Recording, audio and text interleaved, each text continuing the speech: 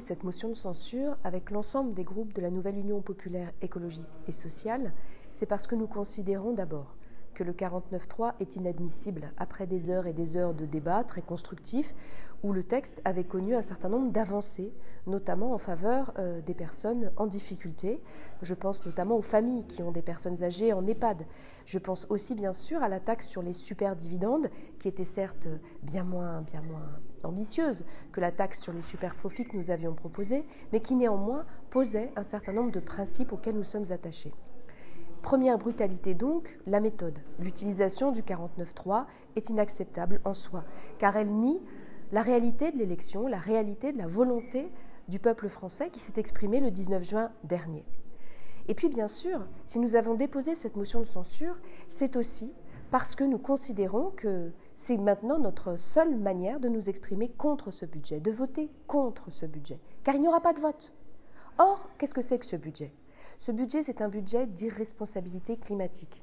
Rien n'est fait, vraiment, pour changer enfin de braquet, pour que toutes les Françaises et les Français qui ont froid chez eux ou qui ont des dépenses d'énergie qui explosent puissent rénover leur logement, changer leur chaudière, y compris les Françaises et les Français les plus modestes.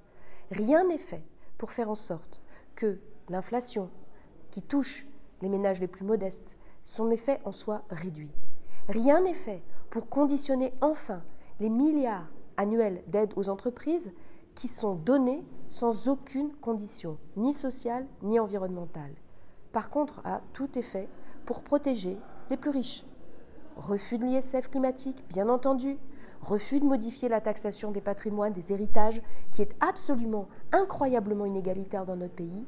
Refus, bien sûr, de taxer les entreprises comme il conviendrait. Et au contraire, volonté à nouveau de baisser leurs impôts à hauteur de 4 milliards cette année et 4 milliards l'an prochain. Donc, 1, une brutalité démocratique inacceptable. 2, un budget irresponsable. Évidemment, nous voterons la motion de censure déposée par la nouvelle Union populaire écologique et sociale. Certains, depuis quelques minutes, s'interrogent, se disent « Oh, mon Dieu, quelle horreur !